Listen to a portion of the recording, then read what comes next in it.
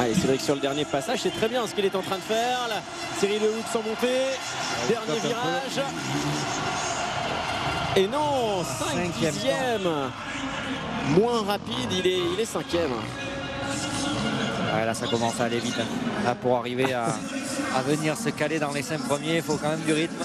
Ah, il est heureux Christophe Pourcel. Allez, Barcia. Barcia va réussir à aller plus vite que Christophe Pourcel. Alors on l'a vu mieux aujourd'hui, c'est vrai. Ouais, mais là il y a d'attaque.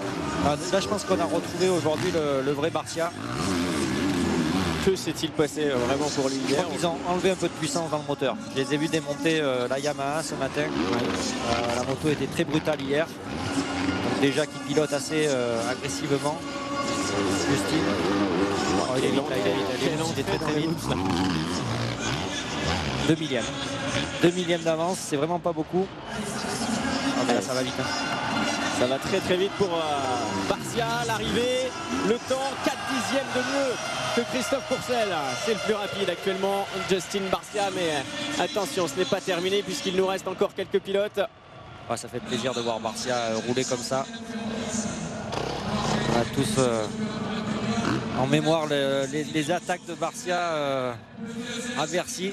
Effectivement, hein, c'était. De toute façon, c'est un pilote qui se donne à 100% dans une course, avec beaucoup d'engagement, qui fait le show également. Ouais. Alors les résultats ne sont pas toujours là parce que forcément il y a beaucoup d'attaques, il chute beaucoup, il faut beaucoup de fautes. Mais en tout cas, il y a à chaque fois du spectacle. Allez, c'est parti pour Ferrandis. Ferrandis qui est capable d'aller chercher le meilleur temps. Il a une bonne pointe de vitesse. Là, c'est bizarre, il ne saute pas dans le sable. Il a amorti le gros saut. Une stratégie qu'il a préférée, qu'il a choisi. Alors l'enchaînement, normalement, il fait 3 et 3. Ferrandis.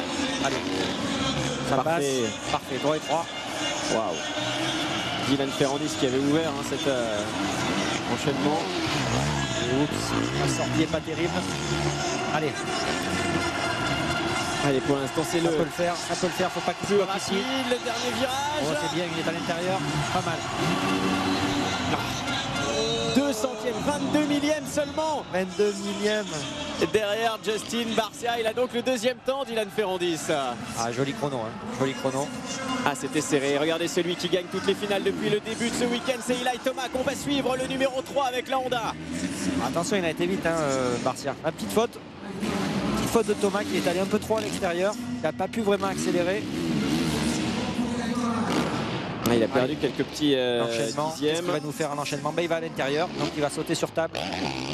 Voilà, sur table 1 et 2, mais c'est rapide aussi. Hein. C'est efficace.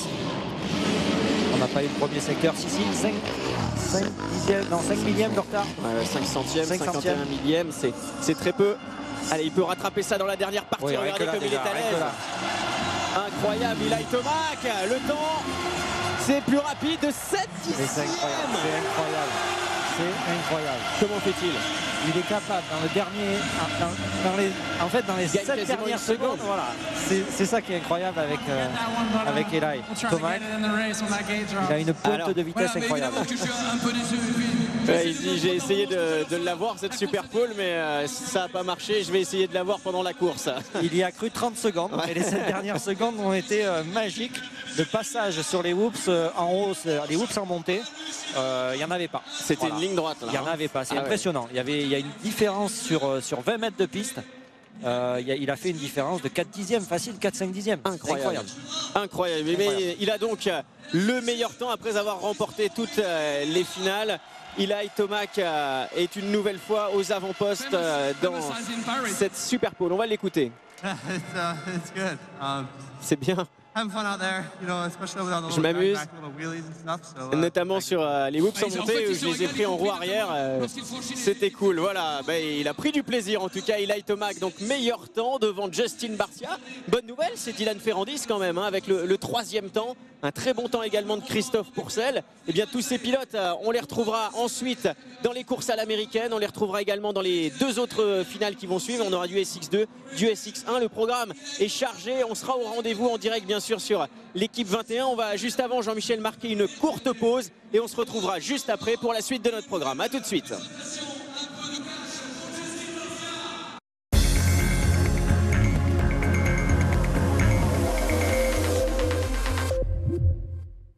Je voudrais voudrais d'abord vous remercier tous du fond du cœur.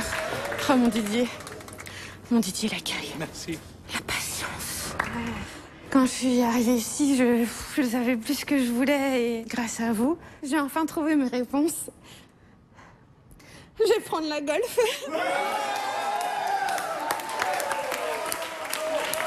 Avec un crédit à 0% sur toute la gamme Volkswagen, le plus dur, c'est de choisir. Portes ouvertes les 22 et 23 novembre. Volkswagen, das Auto. On s'est rencontrés il y a 6 mois. Depuis le début, entre nous, c'est tout simple. Je me suis dit, lance-toi, ça te coûte rien. Le déclic, elle m'a donné sa carte. On est vraiment connectés. J'aime ma banque. Fortunéo. En ce moment, 80 € offerts. Avec eugavenu.com, j'ai encore pécho. Eugavenu, il a encore pécho. Normal, eugavenu.com, c'est 1 million de célibataires en ligne. Et en plus, l'inscription est gratuite. Votre multirisque professionnel MMA couvre vos machines, vos stocks. Et qui va payer nos charges? Charges fixes et baisses de bénéfices sont remboursées aussi. Avec MMA, c'est zéro tracas, zéro blabla pour l'entreprise. Ah.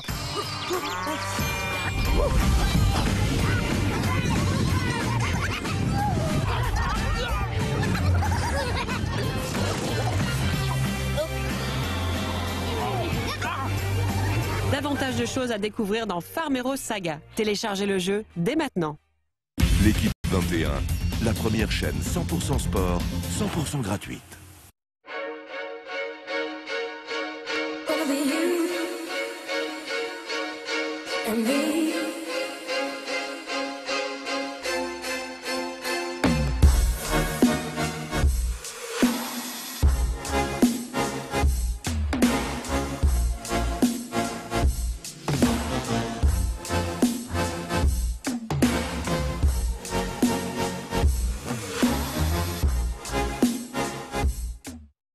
On peut dire que vous avez une chance extraordinaire. Ah ouais, une chance incroyable. Elle est bonne pour la caisse. Oh, le bol. Oh, merci. C'est le moment de profiter des offres qui tombent à pic. Bénéficiez d'une reprise Argus plus 5 500 € sur Citroën C4 suréquipé avec Citroën Assistance XL 7 ans inclus. Cette année, pour Noël, on va pas se mentir, on va se retourner la tête. Ça va être le carnage. Il y aura des femmes à poil, des mecs gaulés. On va pas être frais. Ça va tanguer un peu. Et on va tout faire péter. Ouais, désolé, on a que 30 ans. Et vous n'avez encore rien vu. Pour le Noël des 30 ans, profitez d'une offre exceptionnelle avec les 6 chaînes Canal+ à 19,90 € par mois pendant 1 an. Voici le nouvel iPhone 6. Et voici le nouvel iPhone 6 Plus. Et avec eux, voici Santé. Vous allez pouvoir mesurer des tas de choses. Par exemple, hier, j'ai marché 6,1 km. Ben moi, j'ai couru 6,8 km. Ben moi, j'ai monté 11 étages à pied. Ben moi, ce matin, j'ai mangé une banane qui faisait 78 calories. Ben moi, ce matin, j'ai mangé un croissant à 171 calories. Ben moi, ce matin, j'ai mangé 5 fruits et légumes par jour. Pas mieux. Non, c'est vrai. Tu mi racconti di te, di un mondo che fu, eppure mi è rimasto nel cuore l'amore che tu avevi per me. Vorrei tornare indietro per un momento, ma il tempo non si ferma, corre lontano. J'ai choisi la précision. Et moi, la passion et le savoir-faire. Découvrez 250 métiers sur choisirlartisanat.fr.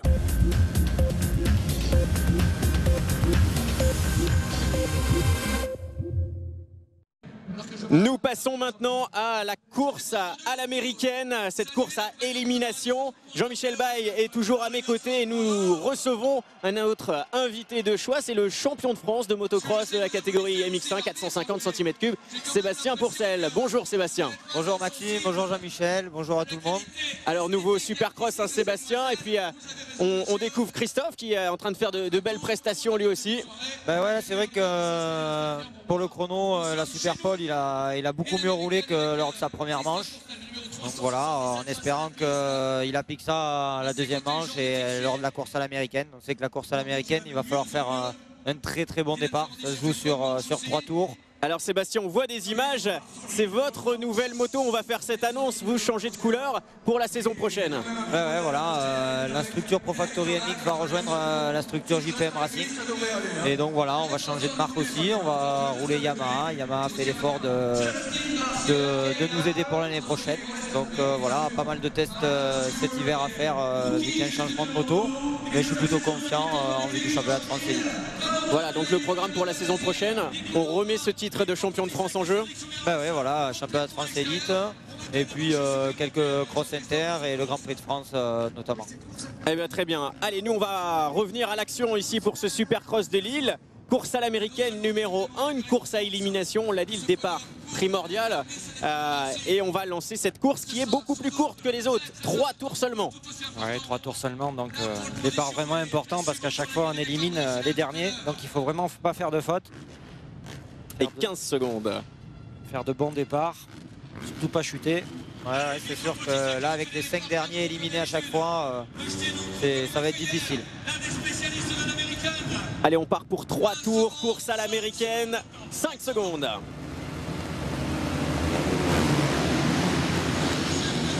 Allez, c'est parti, l'excellente sortie pour Eli Tomac, pour Milko Potisek également qui signe le long shot. On a Souberas et Christophe Pourcel qui est complètement en dernière position.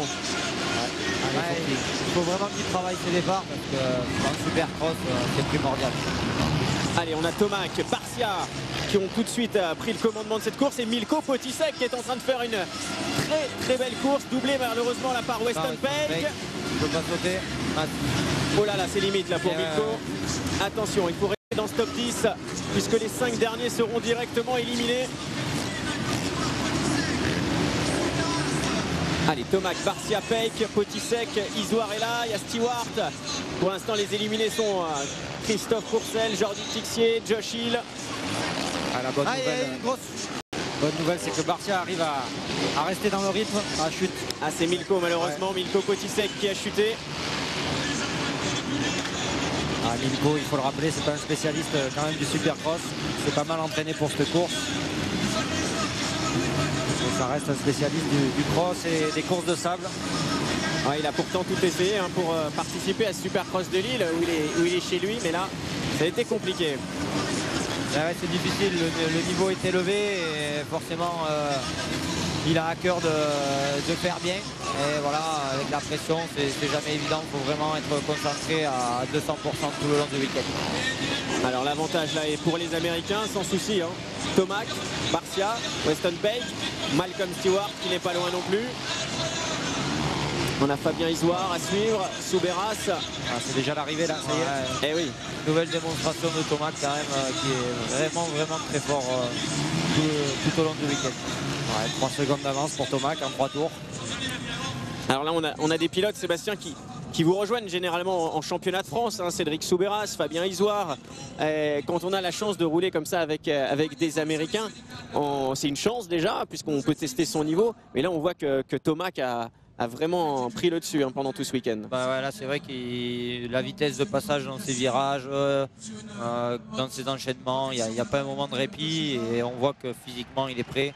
Ce qui est primordial aussi, c'est ses départs. On voit qu'il est en confiance et il loupe pas un départ. Il y a vraiment qu'en première manche où il est parti deuxième et puis ça va pas traîner derrière. Et on voit justement derrière un Christophe Pourcel qui avait choisi l'intérieur.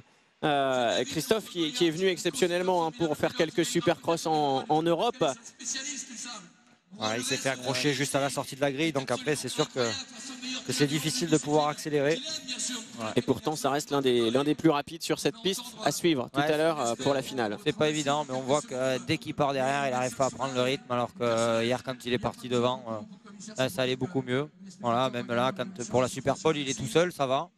Voilà, c'est un manque de course, c'est tout. Ouais, ça fait longtemps qu'il n'a pas roulé en Supercross. Voilà, en Supercross, ça fait quand même pas mal d'années qu'il n'a pas roulé depuis ses titres en Supercross aux US. Je pense qu'il avait fait peut-être 2-3 apparitions depuis, mais pas beaucoup. On a vu qu'en cross, il a eu du mal. Il roulait beaucoup mieux à la fin de la saison. parce que voilà, hein, les autres ils s'arrêtent pas, ça s'entraîne. Vitesse pure au chrono, il est tout seul, ça va. Après derrière au contact avec les autres, c'est dur. Ouais, d'ailleurs c'est ce qu'on perd le plus en fait quand on arrête de rouler, c'est pas de rouler tout seul, c'est surtout de rouler en groupe, d'arriver à garder son pilotage en étant au milieu des autres motos. C'est souvent la chose la plus dure à faire. On espère que Miko n'est pas trop blessé parce qu'il est toujours sur la piste. Du coup, on va perdre un peu de temps pour lancer la deuxième vague de cette course à l'américaine. Ouais, on voit les pilotes là justement qui préparent leur ligne. C'est Dylan Ferrandis, sans préparer sa trace pour le départ, c'est essentiel. Ils tapent, ils essaient d'aplatir au mieux cette ligne pour avoir une bonne traction pour le départ. On le sait, hein, tellement c'est important dans la course à l'américaine. Sur des courses de 3 tours comme ça, le départ est primordial. Alors justement, pour l'anecdote, Christophe n'était pas celui qui passait le plus de temps quelquefois à préparer sa trace. Il arrivait souvent en mondial et prenait la trace. Il prenait la trace des autres, il faisait la pole, il pouvait se le permettre. Mais bon, alors il laissait les autres préparer la trace et il arrivait le dernier, mais comme il avait fait l'épaule, il prenait la première ligne. Voilà. Et il devait savoir celui qui l'a préparé la mieux. C'est ça, mais bon, c'est vrai que c'est pas sympa pour les autres. C'était une petite anecdote. Il était le plus rapide, pour rigoler, mais c'est ce qui se passait quelquefois derrière les grilles de départ. Je pense qu'il ne faut pas le faire à Barcia, ça, je pense. Ouais, je sais pas, il y en a certains que ça râlerait ou qu'il faudrait surtout partir devant eux parce que sinon, sur la piste, ça serait différent, mais bon, voilà. Allez, Josh Hill, on le voit ici. Fabien Isoire juste à côté, numéro 871 avec une Honda maintenant. Eli Tomac, la Honda officielle numéro 3. Justin Barcia, la Yamaha, numéro 51. Weston Peck, numéro 23. On a Malcolm Stewart qui est un petit peu plus loin avec le numéro 34. Regardez ce grand stade de Lille, le stade Pierre Mauroy. Un stade exceptionnel pour recevoir du Supercross. Et on va revoir justement le pilote le plus rapide sur cette piste, c'est Eli Tomac, et on va essayer d'analyser ce tour avec nos deux pilotes, hein, Jean-Michel Baye et Sébastien Pourcel. Mais je pense que le point fort de Tomac, c'est que bon, déjà il est prêt pour le championnat US de Supercross en janvier. On le voit sur la piste, il a beaucoup de rythme, il garde beaucoup de vitesse. Il est très précis. On va voir là sur la table, ça gicle de suite alors que les autres s'arrêtent et refont une impulsion. Lui, ça repart de suite. Bon, dans les hoops, forcément, il est bien, la moto reste bien en ligne. Mais où il a été vraiment impressionnant, c'est dans la dernière petite série de hoops en montée. En montant, il se régale. Là, il s'est fait plaisir. Ouais. Tout en roue arrière, la moto n'a pas bloqué du tout. C'était une pure ligne droite. Là, hier, où ils étaient encore plus défoncés, c'était encore plus facile, hein, ils étaient plus plats. Et ils se régalaient. Hein. Tous les tours, ils faisaient le show ici. Ça paraît tellement facile que ça en devient énervant. Allez, on voit l'évacuation malheureusement de Milko Potisek. On espère qu'il nous reviendra vite dans de bonnes conditions. Milko qui avait fait les efforts pour participer à ce Supercross de Lille. Et l'action va continuer maintenant avec cette deuxième course à l'américaine. 5 pilotes éliminés après 3 tours. Malcolm Stewart ici à l'image. Cédric Soubeyras. C'est celle-là qui est importante parce qu'on va éliminer quand même 5 pilotes sur 10. Donc ça va faire du tri là. Au final, ils étaient un peu moins que prévu lors de la première manche. Donc ils en ont éliminé que 3 pour en garder 10. Voilà, là c'est vrai que 5 sur 10, voilà, sur 3 tours, ça pardonne pas si on rate. Allez, on redémarre et on va relancer cette course à l'américaine. Deuxième départ. Alors tout à l'heure, Eli Tomac a raté son départ, on l'a vu dans la première course.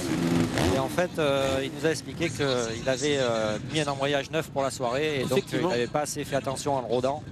Et du coup, ça l'a gêné dans le premier tour, également dans les hoops. Il a été gêné, on voyait qu'il n'était pas très à l'aise sur le premier tour. Donc voilà, on a l'explication. Il y avait Dominique, justement, son mécanicien qui avait été chauffé un petit peu après avoir remonté. Mais bon, c'est difficile d'arriver à simuler autant que sur la piste. Voilà l'explication. Allez, nouveau départ, 3 tours, toujours même format pour cette course à l'américaine. 3 tours, les 5 derniers éliminés. Et ensuite, ce sera la dernière course à l'américaine à suivre. Regardez ce départ excellent d'Eli Tomac et Dylan Ferrandis également. Ferrandis bien à l'extérieur. Allez, attention, il y a Barcia derrière. Et ça se passe bien au premier virage pour le français Dylan Ferrandis qui est deuxième. Tomac. Allez, Tomac, Ferrandis, Barcia. Allez, c'est pas mal là. Et la grosse bagarre. la grosse bagarre forcément derrière là pour la 5e place entre Stewart, Isouard et Weston Pake. Ferrandis il est chaud avec Barcia. Il va pas falloir qu'il lui bloque trop de portes, voilà, sinon ça va finir comme ça. On dit Barcia, il faut fermer toutes les portes. Ou il faut les ouvrir ou il faut vraiment les fermer. Voilà. Ou il faut les laisser ouvertes et anticiper ou alors il faut vraiment les fermer. Attention, regardez Ferrandis qui va chercher Stewart. Il n'a pas perdu trop de temps, il a réussi à reprendre la piste.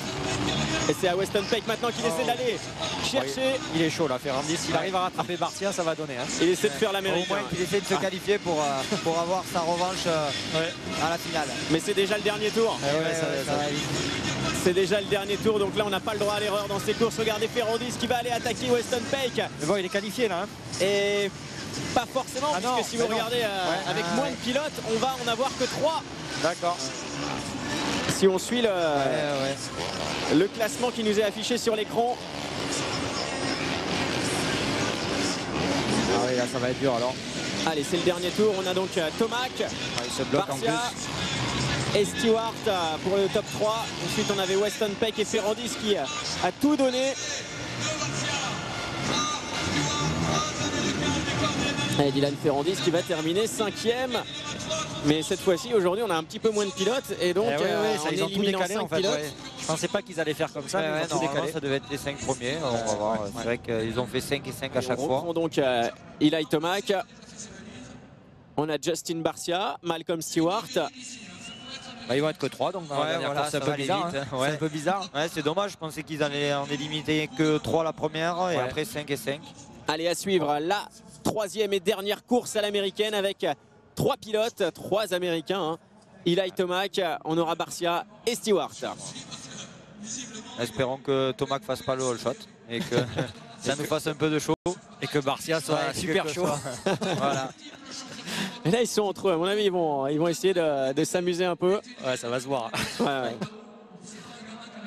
Ils vont essayer de tout donner. Parce que je pense que Barcia aussi, il en a marre de voir Tomac s'imposer aussi facilement. C'est pas le genre de gars à laisser ses copains devant comme ça. Je pense que quand même, il a vu qu'il y avait un drôle d'écart. Il y avait une différence, quand même. Il est toujours en train de mettre sa moto au point. Donc voilà. Je pense qu'il ne va pas prendre trop de risques non plus quand même. Ouais, il attaque fort, mais il est réaliste aussi. Hein. Il sait de quoi il est capable. Voilà. C'est sûr qu'il aimerait bien se rapprocher de Tomac, essayer de finir dans sa roue, mais après, de là à se battre avec lui, c'est une autre histoire. Alors sur 3 tours, on peut l'espérer. Oui, avec un bon départ. Voilà. Sur une finale, ça sera dur. Mais bon, Tomac est déjà à l'intérieur. Voilà. Donc je le vois pas partir un peu plus loin. On a vu quand même que Tomac, dans le premier virage, il prenait l'enchaînement au milieu. Et du coup, c'est ce que il y a quelques pilotes qui ont réussi à faire l'extérieur des fois. Complet, voilà, il laisse l'ouverture à l'extérieur. Maintenant, ils sont plus que deux. Alors. Bon, voilà. Et ou l'autre. Ça va aller vite. Eh ben, on a un face-à-face, un duel d'Américains entre Eli Tomac et Justin Barcia. Et c'était qui troisième tout à l'heure? Malcolm Stewart, qui n'est plus là. Donc il a dû rentrer directement au paddock.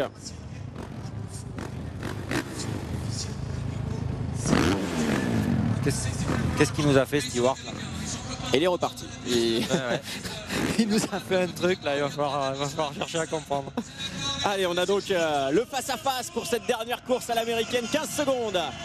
Justin Bam Bam Barcia face à Eli Tomac. Regardez la vue du pilote, c'est comme ça que ça se passe derrière la grille de départ. Une excellente réalisation de Jérôme Ramos. 5 secondes. C'est excellent de les voir tous les deux là. Superbe plan en tout cas, et c'est parti. Tomac Barcia. Ouais. Allez, Tomac, s'il est joueur, il prend la Joker Lane. Là, pour le show, ça va être difficile à mon avis. Allez, attention aux petites erreurs, mais là, Tomac est vraiment incroyable. Les bons départs, et Barcia, il s'accroche pourtant. Et passage dans le virage de sable. Oh, la petite erreur.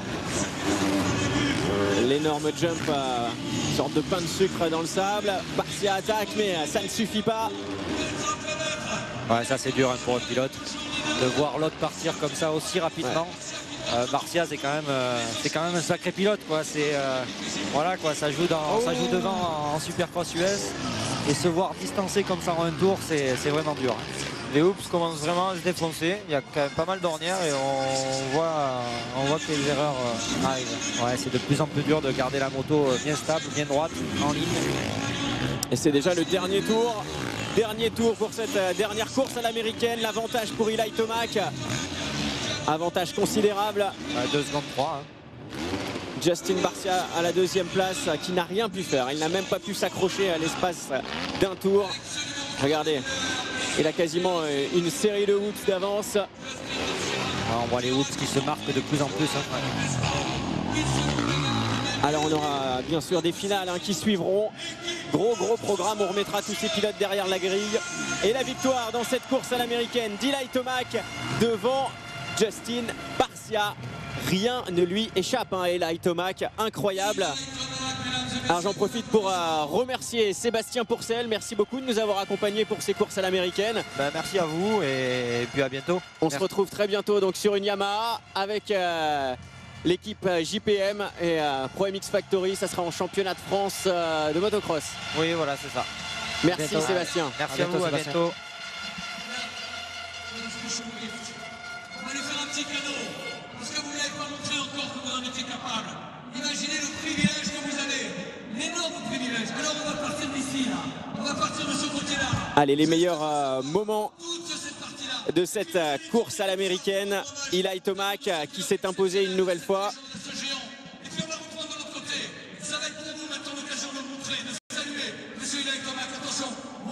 Jean-Michel, ça va être très compliqué d'aller le chercher ce soir. Ouais, ça va être très difficile. Il est hyper efficace, il fait pas de faute. Voilà, il est plus rapide, il est plus à l'aise, il a aucun problème physique. Voilà, il n'a pas de concurrence ce soir. Allez, l'ambiance continue dans ce stade de Lille, le grand stade de Lille. Regardez cette Ola magnifique avec 22 000 personnes rassemblées pour du Supercross. Eh bien, le changement de Bercy à Lille, on peut le dire, c'est un succès. Ouais, on peut dire mission réussie parce que bon, personne n'y croyait. C'était un challenge quand même difficile d'attirer le public à Lille. Mais bon, voilà, ça a marché. 22 000 spectateurs sur les 2 soirs. Donc, non, vraiment, c'est une réussite. La piste, même si au début on a pensé qu'elle était plus petite parce que le stade était coupé en 2, ça fait quand même une grande piste.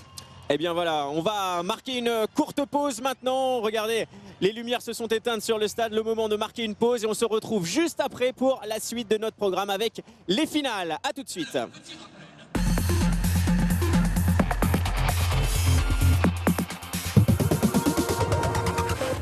Ah oui, on vous retrouve dans un instant, messieurs, à Lille, le temps de faire un point sur l'actualité de ce dimanche. Et on commence avec le rugby et la France qui a enfin battu une grande nation du ballon ovale. Ça faisait longtemps, les Français ont dominé l'Australie 29-26 hier soir au Stade de France. Il y a eu 2 essais français. Le premier de Sébastien Thibault-Borde, le voici, et un deuxième de Teddy Thomas qui a confirmé pour sa 2e titularisation. On se souvient que